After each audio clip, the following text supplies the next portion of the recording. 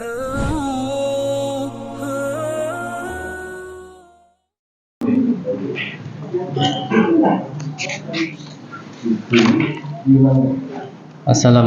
warahmatullahi wabarakatuh.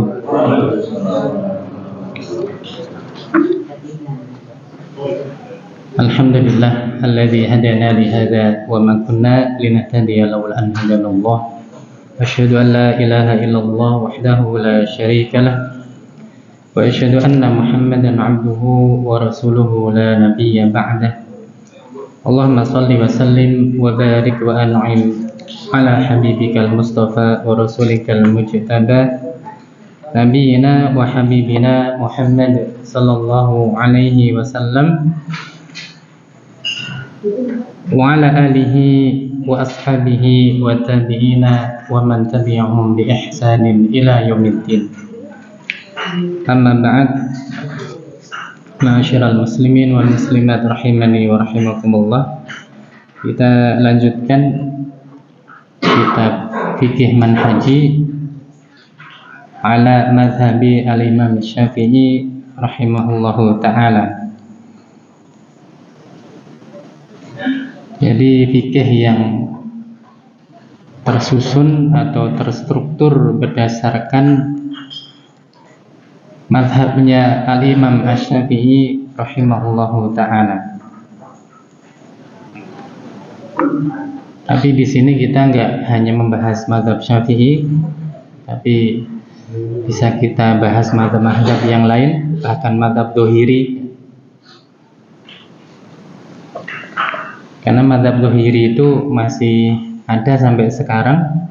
Bahkan ada ulama-ulama yang dikatakan sebagai penghidup mazhab Dhohiri, seperti Al-Imam Muhammad bin Amir As-Sun'ani yang terkenal dengan kitab Subulus Salam.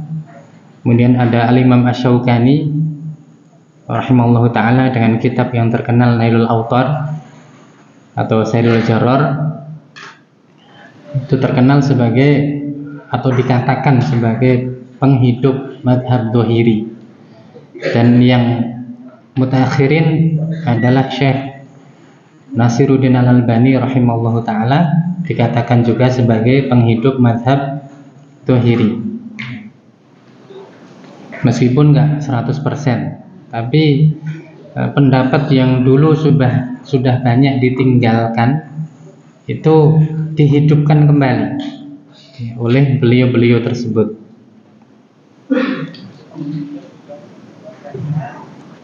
Dan kita kemarin sudah sampai pada al-ma'ul mutanajjis, ya, air yang najis. Dan kita sudah baca dalilnya, rawal khamsah, yang diriwayatkan oleh ulama yang 5 atau al-khamsah, yaitu idza kana al-ma'u qullataini lam yahmilil khabath. Jadi apabila air itu mencapai 2 kullah, maka tidak mengandung najis. 2 kullah di sini ya berbeda-beda, ya. Kalau di sini dikatakan 192,857 liter.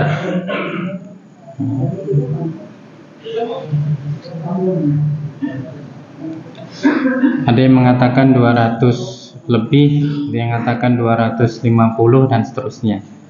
Intinya secara perkiraan itu tidak mesti, ya.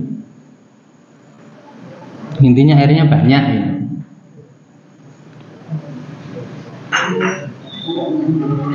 Wa fi lafzi Abi Dawud, dan dalam lafadznya Imam Abu Dawud, fa innahu la yanjusu, maka air tersebut tidak ternajisi. Wa mafhumul hadis, kita lanjutkan, dan mafhum dari hadis ini, annahu idza kana al-ma'u aqalla min qullataini yanjusu walau lam yataghayyar. Maka mafhum atau pemahaman dari hadis ini, apabila air tersebut kurang dari 2 kullah, maka dia ternajisi meskipun tidak berubah, meskipun tidak ada yang berubah dari sifat-sifatnya, tapi jumlahnya ini kurang dari 2 kullah. Apabila kemasukan najis, meskipun najis tersebut tidak merubah sama sekali salah satu dari sifat air, maka air tersebut dihukumi najis. Wa dalla ala hadzal mafhum ma rawahu Muslim, dan menunjukkan pada pemahaman tersebut hadis yang diriwayatkan oleh Imam Muslim an Abi Hurairah radhiyallahu anhu, dari Abu Hurairah radhiyallahu anhu, anna Nabiy sallallahu alaihi wasallam qala, bahwasanya Nabi sallallahu alaihi wasallam telah bersabda, idza stayqadha ahadukum min naumihi fala yaghmis yadahu fil ina'i hatta yaghsilaha salasan. Apabila salah seorang dari kalian bangun dari tidur kalian, nah, tidur di sini kapan? Sebagian ulama, terutama mazhab Hambali, mengatakan tidur di sini tidur malam. Tapi jumhur ulama mengatakan semua tidur. Jadi tidur kapanpun, entah di waktu pagi, di waktu siang, atau di waktu sore, atau di waktu malam, semua tidur. Itu menurut jumhur ulama. Jadi apabila salah seorang dari kalian bangun dari tidur, maka janganlah kalian mencelupkan tangan kalian pada bejana sampai kalian mencucinya sebanyak 3 kali.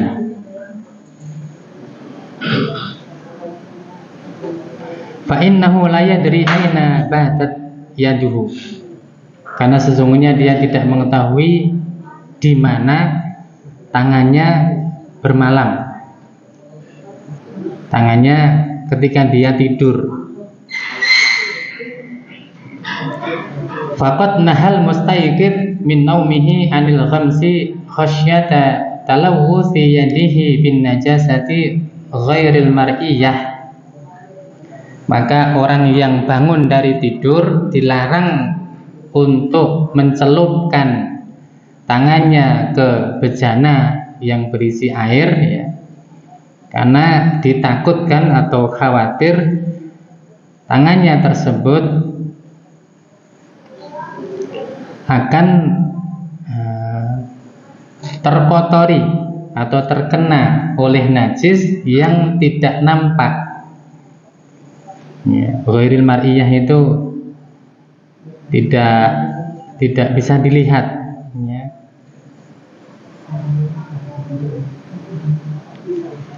Jadi kalau tangannya itu ternyata ada najisnya, kemudian dia langsung celupkan ke dalam bejana, maka itu dikhawatirkan akan mengotori air yang ada dalam bejana tersebut, meskipun, ya, najisnya tidak tampak. Wa ma'lum anna najasata ghairal mar'iyati la tughayyiral ma'u falawla annaha tunajjisuhu bi mujarradil mulaqati lam yanhahu an dzalika. Dan sudah maklum bahwa najis yang tidak tampak itu tidak bisa merubah air. Ya, najisnya nggak tampak kok merubah air, bagaimana? Ya, nggak bisa merubah baunya, nggak bisa merubah warnanya, nggak bisa merubah rasanya. Kecuali kalau najis itu real, ya, bisa dilihat. Tapi ini yang ada di tangan ini nggak tampak. Dan sudah maklum kalau najis itu nggak tampak, mestinya kan air yang dicelupi oleh oleh tangan tersebut tidak ada yang berubah sama sekali.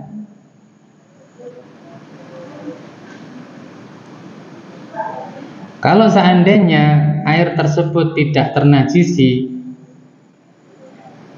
dengan hanya sekedar pencelupan atau tercelupi oleh tangan tersebut, maka tidak akan dilarang darinya, tidak akan dilarang dari perbuatan tersebut. Dan ini menurut sebagian ulama sebab dari tidak boleh mencelupkan tangan langsung ke bejana yang mau dipakai untuk wudhu yang berisi air setelah bangun dari tidur, sebabnya adalah agar najis yang ada di tangan, atau dikhawatirkan kalau ada najis di tangannya itu akan apa? Akan mencampuri atau menajiskan air yang ada dalam bejana tersebut. Tapi ya ada pendapat yang lain. Sebagian ulama, terutama mazhab Maliki, mengatakan perintah di sini ta'abudi. Ta'abudi itu nggak ada sebabnya, nggak ada karena apanya. Intinya itu hanya ibadah saja. Jadi salah satu bentuk ibadah adalah sebelum dia wudhu dengan cara mencelupkan tangannya langsung ke bejana, setelah dia bangun tidur maka dia cuci dulu sebanyak 3 kali. Itu menurut mazhab Maliki ta'abudi namanya. Ta'abudi itu bukan karena khawatir mencampuri air tersebut dengan najis, enggak.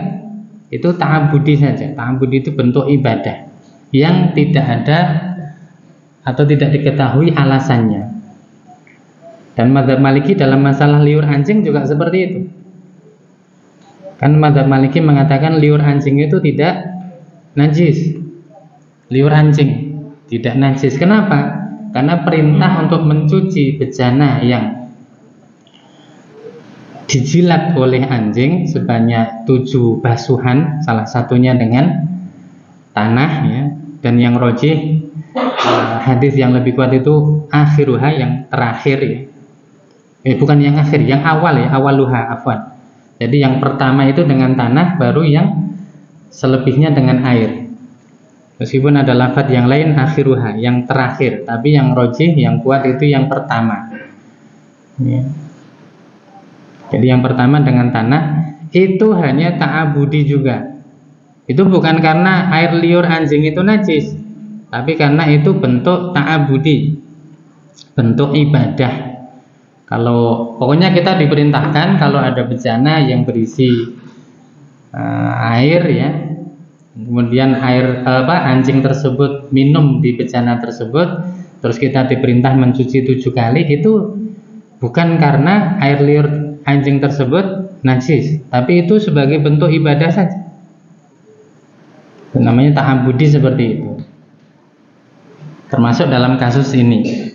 Ada sebagian ulama yang lain mengatakan li syai'in ma'nawi, perintah untuk mencuci tangan yang dikhawatirkan terkena najis sebelum mencelupkan tangan tersebut ke bejana, itu karena sesuatu perkara yang abstrak. Apa itu? Ada yang tahu? Seperkara yang abstrak. Jadi perintah tersebut karena alasan sesuatu yang abstrak, maknawi. Ada yang sudah tahu? Apa alasannya? Jadi tadi ulama jadi 3 pendapat. Apa alasan kita diperintah mencuci tangan kita sebanyak 3 kali sebelum mencelupkan ke dalam bejana? Yang pertama, ada najis yang kita ya itu yang bisa mengotori air tersebut. Yang kedua, ta'abudi, itu sebagian ulama. Yang ketiga, karena sesuatu yang maknawi. Apa itu? Kira-kira apa? Belum pernah dengar?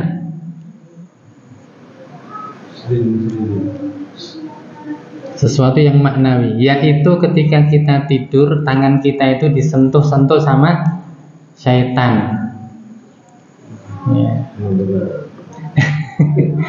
Ya itu, sebagian ulama seperti itu mengatakan.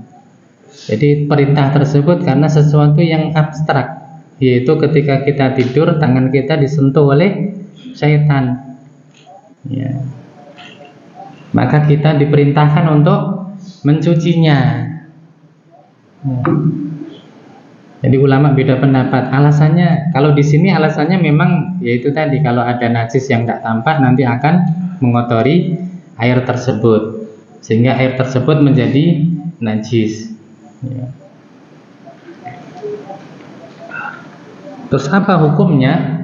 Hukum mencelupkan tangan kita ke bejana sebanyak 3 kali ketika bangun dari tidur. Kalau mazhab Hambali mengatakan wajib, hukumnya wajib. Tapi kalau jumhur ulama mengatakan hukumnya mustahab, hukumnya sunnah saja. Hukumnya sunnah. Kalau hukumnya sunnah, berarti kalau nekat, dia bangun dari tidur, dia mau wudhu langsung dari bejana, langsung dia celup tangannya tanpa mencucinya sebanyak 3 kali. Efeknya bagaimana? Ya, tentu saja efeknya ulama juga beda pendapat. Ya, sebagian ulama mengatakan air tersebut mutanajis, menjadi air yang najis. Sebagian ulama mengatakan air tersebut suci tapi tidak mensucikan. Tapi sebagian mengatakan tetap suci dan mensucikan selama itu tetap tidak berubah salah satu sifatnya karena najis. Pokoknya kita nggak tahu kalau itu berubah karena najis, ya sudah, berarti air tersebut tetap suci dan mensucikan. Ya. Karena dalam masalah najis itu atau suci harus yakin, ya, harus yakin. Kalau kita nggak yakin bahwa air tersebut air yang najis, ya berarti suci.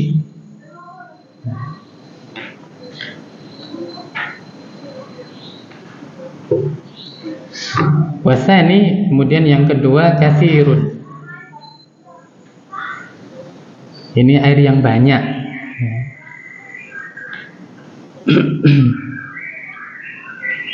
Wa huwa ma kana qullataini aw aktsara. Yaitu air yang volumenya mencapai 2 kullah atau lebih banyak. Wa hadzal ma'u la yanjusu bi mujarradi wuqu'in najasati fihi. Maka air ini tidaklah najis dengan sekedar ada najis yang nyemplung ke dalamnya atau masuk ke dalamnya.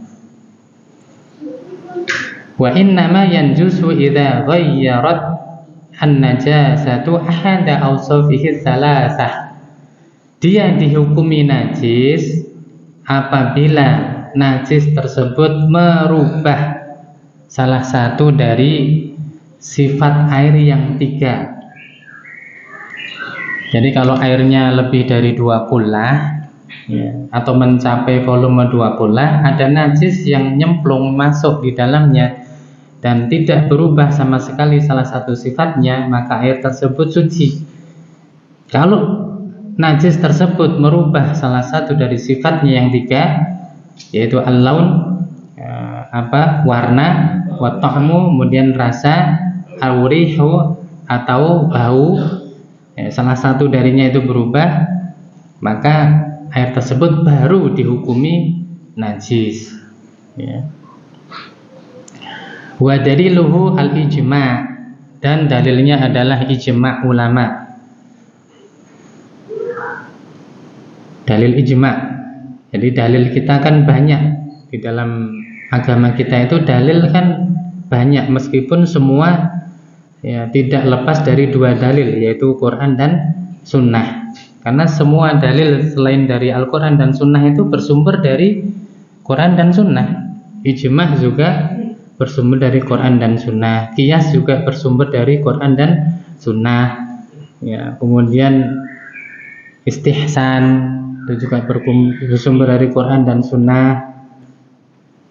Af'al ahlul Madinah itu juga bersumber dari Quran dan Sunnah dan seterusnya.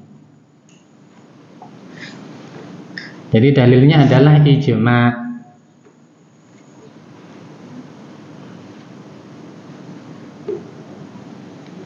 Qala Nawawi fil Majmu', berkata Imam An-Nawawi di dalam kitab Al-Majmu'.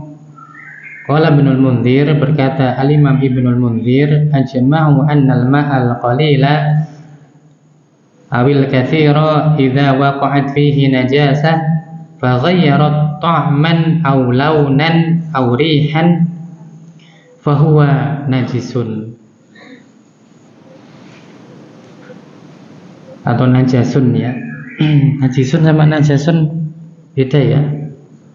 Beda enggak? Najisun, najasun beda. Oh iya beda, wong jimnya di fathah sama di kasroh ya beda. Najasun itu wallahu alam, seingat saya karena udah agak lama najasun itu aslinya enggak najis, tapi karena terkena najis maka dia jadi najis ya. Jadi aslinya dia enggak najis, tapi karena tercampur oleh najis maka dia jadi najis. Kalau najisun itu memang zatnya najis. Wallahu alam, saya ingat saya seperti itu. Jadi Al-Imam Ibnul Munzir mengatakan, dan beliau kan sering menukil ijma', maka beliau punya kitab Al-Ijma'. Meskipun kalau kita baca kitab beliau Al-Ijma' itu kadang kita akan menemukan perkara yang tidak ijma' tapi dimasukkan dalam kitab Al-Ijma'. Ya, kenapa? Karena kaidah beliau meninggalkan 1-2 pendapat yang hanya diutarakan oleh 1-2 ulama. Intinya beliau nganggep yang banyak lah ya. Ajma'u, mereka para ulama sepakat bahwa air yang sedikit atau banyak apabila masuk ke dalamnya najis atau tercelup di dalamnya najis dan merubah rasa atau warna atau bau dari air tersebut, maka air tersebut najis. Jadi najasun ya, bahwa najasun, karena airnya aslinya kan suci, terus kecemplungan najis maka jadi najis, maka berarti bacanya najasun. Kalau najisun ya memang bendanya itu zatnya najis, seperti kotoran manusia itu najisun itu.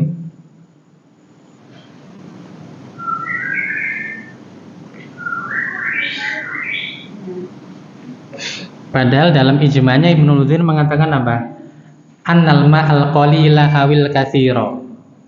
Air itu sedikit atau banyak. Ya, maka ini digunakan oleh mazhab Maliki dan yang lainnya yang mengatakan air itu meskipun kurang dari 2 kullah, kalau najis yang masuk ke dalamnya tidak merubah salah satu sifatnya, maka air tersebut tetap suci. Ya, karena tidak merubah sama sekali. Karena di sini annal ma'al qalila awil katsira. Ya, sedikit atau banyak. Ya.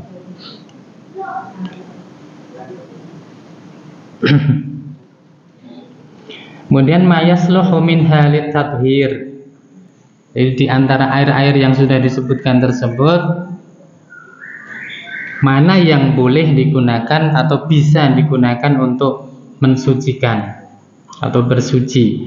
Wa hadzal miyahul arba'atu laysat kulluha shalihatun lit-thaharah.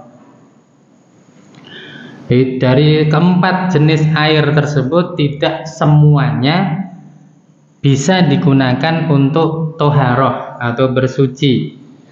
Ay li raf'il hadathi wa izalatil khabati, yaitu untuk mengangkat hadas atau untuk membersihkan najis.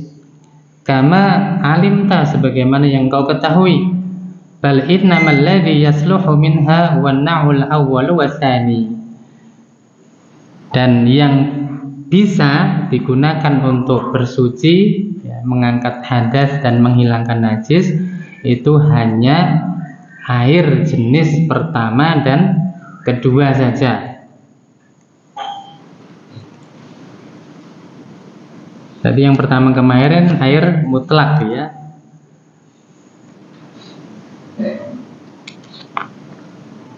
Jadi jenis yang pertama dan kedua.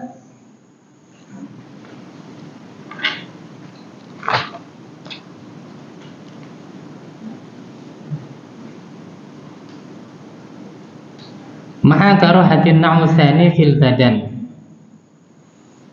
bersamaan dengan makruhnya menggunakan jenis air yang kedua untuk badan. Kemarin air yang musammas ya, musammas, air yang terkena panas, dan kemarin sudah kita sebutkan air itu dikatakan musammas itu yang seperti apa ya. Ada yang masih ingat? Kalau saya lupa karena ya terus terang saja saya ngisi kajian itu dengan berbagai kitab yang banyak, jadi ya kadang lupa. Jadi kemarin adalah penduduk di negeri yang memang panasnya itu panas banget ya. Nah, di Baladul Hararah ya, di tempat-tempat atau di negeri-negeri yang panasnya luar biasa. Ya, nanti bisa dibuka catatannya yang nyatat ya. Intinya kalau di tempat kita, insya Allah air yang terkena matahari itu bukan air musyammas, karena negeri kita bukan termasuk negeri yang panas ya. Dan misalnya nggak boleh digunakan, itu hukumnya makruh saja. Jadi tetap bisa suci dan mensucikan, tapi makruh. Dan boleh digunakan untuk selain badan manusia, untuk ngedusi kucing ya, untuk minum dan yang lainnya boleh, karena fil badan itu digunakan untuk badan. Amma na'u salif, adapun jenis air yang ketiga, fala yasluhu tatahhuru bihi, maka tidak boleh digunakan untuk bersuci dengannya. Wa in kana tahiran fi dzatihi bihaitsu yasihhu isti'maluhu fi ghairi taharati kasyurbi wa tabakhi wa ghairi dzalika. Meskipun dia suci pada zatnya dan boleh digunakan untuk selain bersuci, selain toharoh, yaitu digunakan untuk minum, digunakan untuk masak dan yang lainnya ya. Dari air jenis yang ketiga tadi ya, dia kan tetap suci tapi tidak mensucikan, itu tetap boleh digunakan tapi untuk selain bersuci. Jadi bukan berarti air yang suci tapi tidak mensucikan itu nggak boleh digunakan sama sekali, tetap boleh digunakan tapi selain untuk toharoh. Amma na'urabi, adapun jenis air yang keempat ya, air yang mutanajis tadi, air yang najis, fahuwa mutanajisun la yasluhu li syai'in, maka dia najis dan tidak boleh digunakan untuk apapun. Tidak boleh digunakan untuk apapun, berarti nyiram bunga nggak boleh.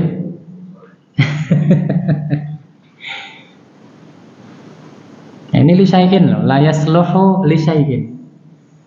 Air yang najis tidak boleh digunakan untuk apapun.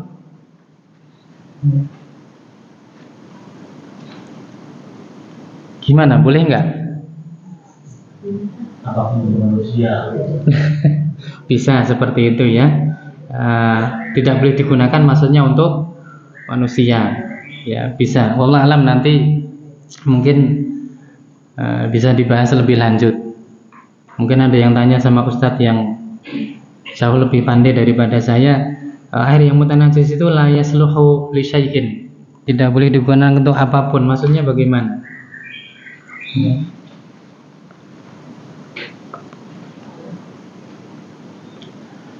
Kita lanjutkan al-awani. bejana-bejana ya, karena ini jamak ya. Jam'u aniyah, dia adalah jamak dari aniyah, jamak dari bejana, berarti bejana-bejana. Wa huwa al-aw'iyatu allati tud'u fiha al-ma'i'atu wa ghairuha, yaitu tempat atau wadah yang dipakai untuk meletakkan atau menaruh atau menuang ya, air dan yang lainnya.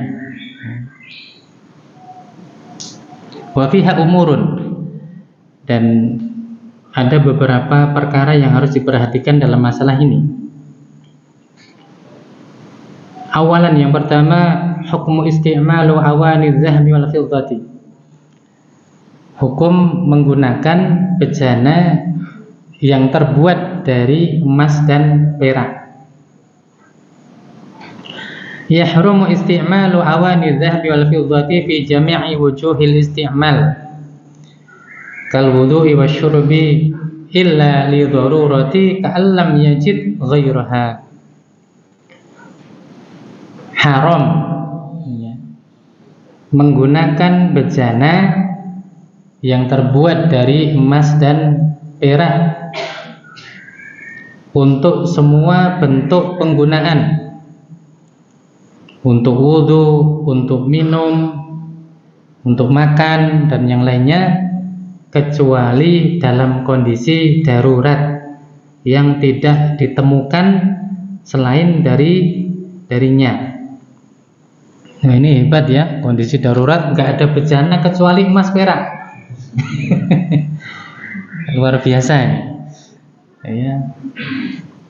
Mangkok nggak ada, piring nggak ada, adanya piring emas, mangkok emas. Wah, ini daruratnya bagaimana? Ya, tapi ulama dahulu ya, masalahnya sedikit, ilmu mereka banyak. Jadi ya termasuk perkara yang mungkin enggak mereka temui saja, mereka bahas. Ya, kalau kita kan ilmu kita sedikit, masalah kita banyak, ya, kebalik. Ya, repot itu. Padahal kan perkara seperti ini kan kayak mustahil ya. Mosok nggak ada bejana selain emas dan perak. Ya. Jadi kecuali kalau kondisi darurat ya. Darurat, ya, kalau bahasa Indonesia darurat, ya.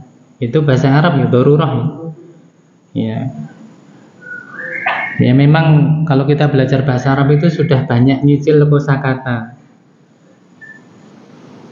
karena banyak kosakata bahasa Arab yang dipakai di dalam bahasa Indonesia. Tapi ya tetap susah. Siapa bilang belajar bahasa Arab mudah?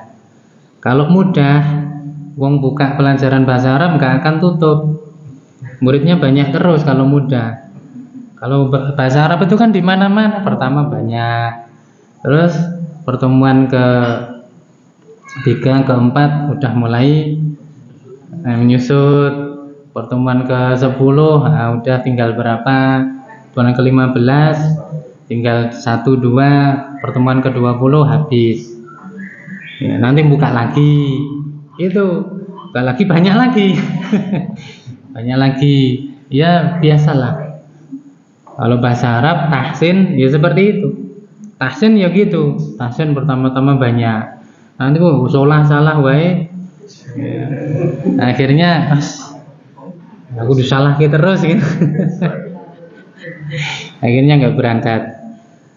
Ya tetap susah meskipun banyak kosakata yang sudah kita tahu, tapi tetap susah. Jadi tidak boleh menggunakan bejana yang terbuat dari emas dan perak sama sekali.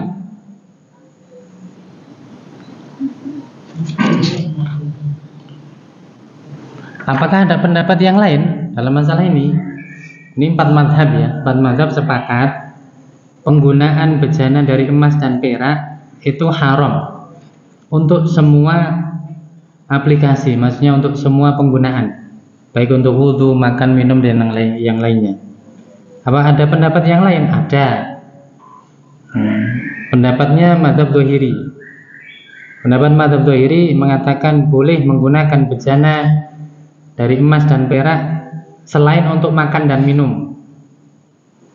Selain untuk makan dan minum. Kalau makan dan minum sepakat, semua ulama sepakat makan dan minum pakai bejana emas perak nggak boleh.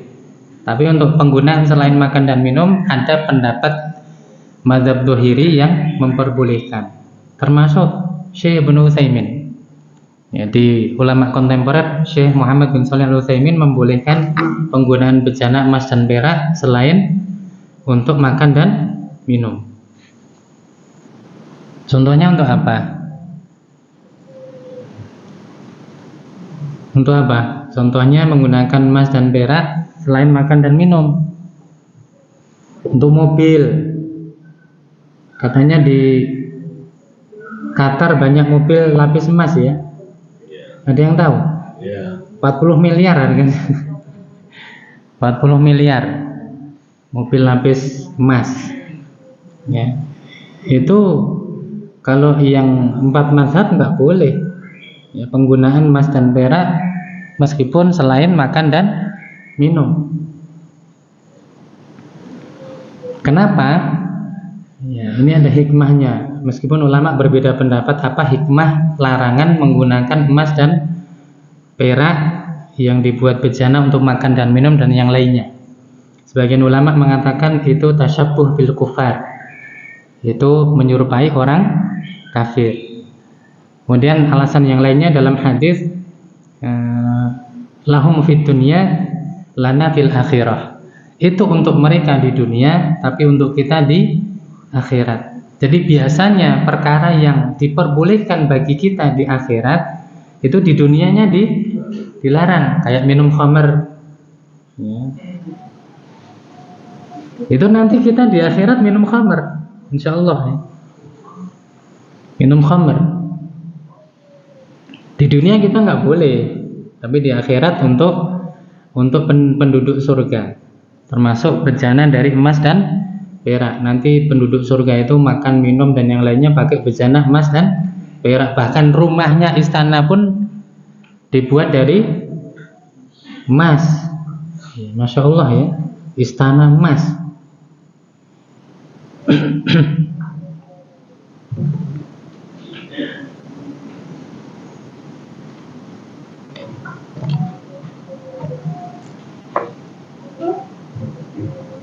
Ruwal Bukhari wa Muslim, Imam Al-Bukhari dan Imam Muslim meriwayatkan an Hudzaifah ibn al-Yaman, dari Hudzaifah bin al-Yaman radhiyallahu anhu, qala, ia berkata, sami'tu Rasulullah sallallahu alaihi wasallam yaqulu, aku mendengar Rasulullah sallallahu alaihi wasallam bersabda, la talbasul harira walad dibaj. Jangan kalian memakai pakaian dari al-harir, sutra asli ya, bukan sutra sintetis. Kalau sintetis boleh, karena itu bukan yang dimaksud sutra yang dari ulat. Kalau sintetis boleh, jangan pakai batik sutra sintetis boleh ya, karena sutra yang dimaksud di sini adalah sutra yang dari ulat. Wala dibaj itu ya sutra tapi tebal, harganya lebih mahal. Jadi jangan kalian memakai baju dari sutra dan sutra yang tebal, sutra yang mahal. Wala tashrabu fi aniyati dzahab wal fiddati, dan jangan kalian minum dari bejana emas dan perak. Wala ta'kulu fi sihafiha, dan juga jangan kalian makan dengan bejana atau wadah darinya. Fa innaha lahum fid dunya wa lana fil akhirah, karena sesungguhnya emas dan perak itu bagi mereka orang kafir di dunia dan bagi kita di akhirat. Sebagian ulama mengatakan alasannya nggak boleh menggunakan bejana emas dan perak karena emas dan perak itu untuk mata uang. Coba kalau mata uang di zaman dahulu, emas dan perak, dinar dirham pada dipakai untuk bejana, habis no. Iya. Terus uangnya pakai apa? Ya. Jadi nanti habis, karena itu bahan baku uang, ya, dinar dan dirham.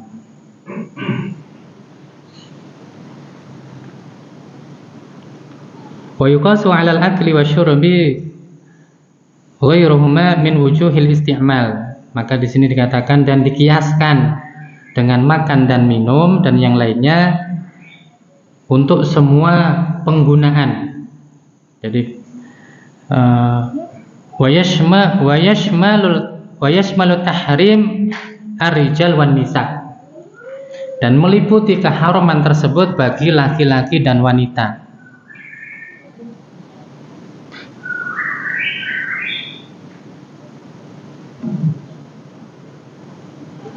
Wa kal isti'mal ittikhadh fa inna ma la yajuzu isti'maluhu la yajuzu ittikhadhuhu. Dan juga tidak boleh menyimpannya, ya, maka apa yang tidak boleh untuk menggunakannya maka tidak boleh juga menyimpannya atau memilikinya. Ai iqtina'uhu litazyini wa nahwihi, dan yaitu misalnya untuk pajangan atau untuk hiasan atau yang lainnya.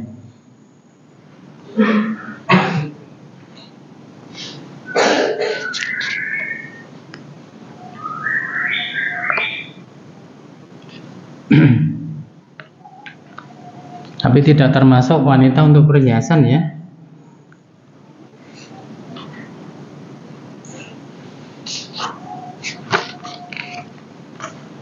Jadi untuk penggunaan itu ya yang memang digunakan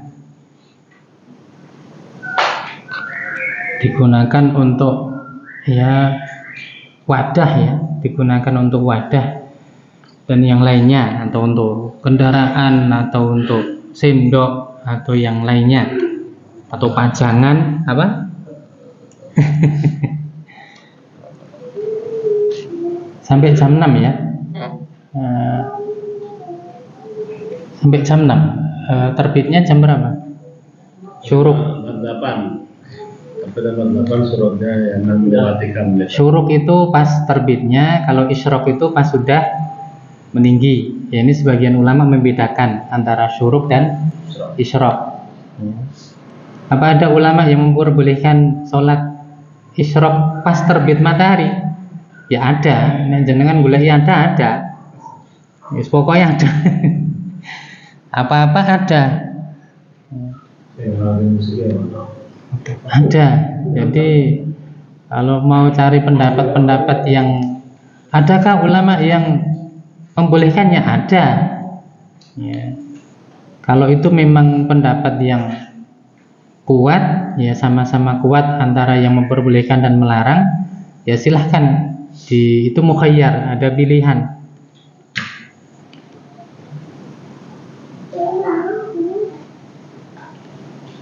Ulama ada yang mengatakan boleh sholat isyrok itu pas terbit matahari. Loh, kan itu waktu larangan sholat. Iya, tapi sholat isyrok itu sholat yang dzul asbab, ada sebabnya. Jadi sholat-sholat yang ada sebabnya itu boleh dilakukan di waktu larangan. Misalnya sholat tahiyatul masjid dan yang lainnya. Itu ada sebabnya. Ya, wallahu alam, intinya untuk ihtiyat, untuk kehati-hatian, ya tunggu sampai 1/4 jam setelahnya atau meninggi, itu jelas aman. Nah, ini jelas aman, ya. Sanian, yang kedua, hukmu isti'malil awanil mudabbabati bidzahabi wal fiddah. Hukum menggunakan bejana yang ditambal pakai emas dan perak. Giginya pakai emas. Syekh Sholeh Al-Munajjid ketika ditanya masalah tersebut, beliau mengatakan kalau memang dokter mengatakan amannya giginya sampeyan itu pakai gigi emas atau perak, maka boleh. Jadi harus dikonsultasikan kepada tenaga medis yang menangani. Kalau itu untuk pamer saja, wah, giginya emas, jenengan senyum atau tertawa, wah nanti ada perampok dirampok nanti giginya.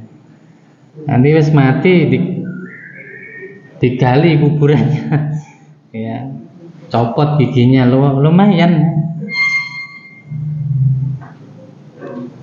Yahrumu isti'malu ma dzubbiba bizahbi mutlaqan sawa'an kanat al-mudabbatu saghiratun aw kabiratun.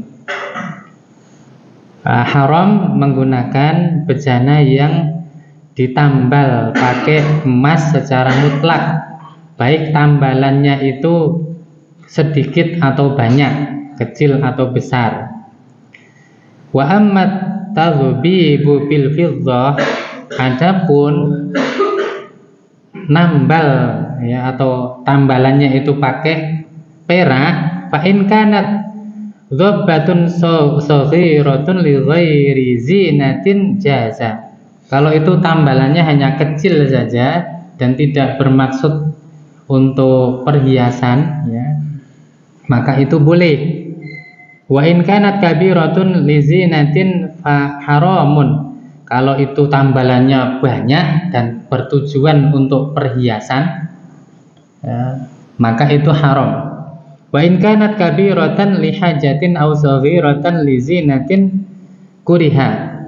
Kalau itu tambalannya besar tapi ada kebutuhan untuk itu, atau kecil untuk perhiasan, maka makruh. Wah, piye iki mau? Muter-muter ya. Ini nambal dulu pakai emas, ya, nambal bejana pakai emas itu haram. Iya, meskipun tambalannya besar ataupun kecil, ya. Adapun nambal pakai perak, ya, kalau tambalannya kecil dan tidak bermaksud untuk perhiasan, maka boleh, jelas boleh. Perak kan? Saya tadi bilang apa? Iya. Jadi kalau nambalnya pakai perak dan tambalannya kecil, tidak ada niat untuk pamer atau perhiasan, maka itu boleh. Kalau tambalannya besar untuk perhiasan, maka haram. Ini perak ini. Kalau tambalannya besar tapi karena ada hajat, ada kebutuhan untuk itu, atau tambalannya kecil meskipun niatnya untuk perhiasan, maka hukumnya makruh. Nah, ruwet-ruwet rasa wae gitu. Lain repot-repot perak pakai untuk nambal. Perak ya dijual.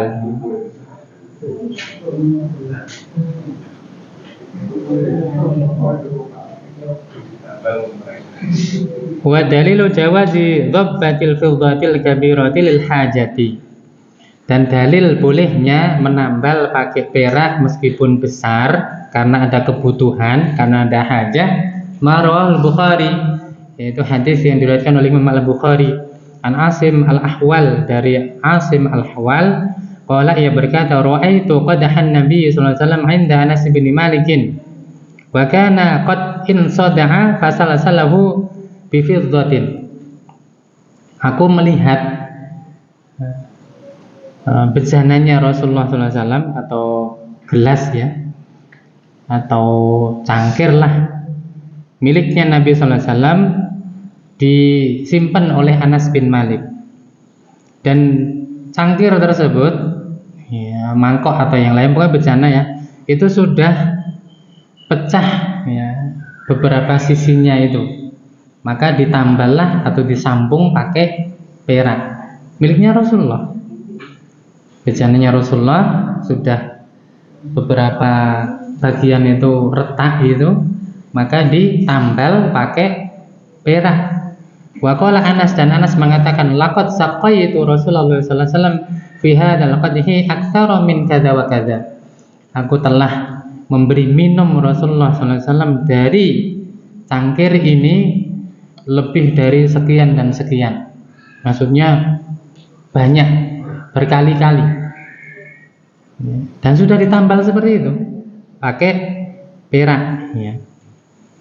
Pakai perak tapi bukan pakai emas. Mungkin sudah selesai ya, sudah jam 6 lebih. Kalau ada pertanyaan dilanjut pekan depan, bulan depan aja. Demikian Allah Ta'ala alam bisawab. Wa sallallahu ala nabiyyina Muhammad wa akhiru da'wana alhamdulillahi rabbil alamin. Subhanakallahumma wa bihamdika asyhadu an la ilaha illa anta astaghfiruka wa atubu ilaik. Wassalamualaikum warahmatullahi wabarakatuh.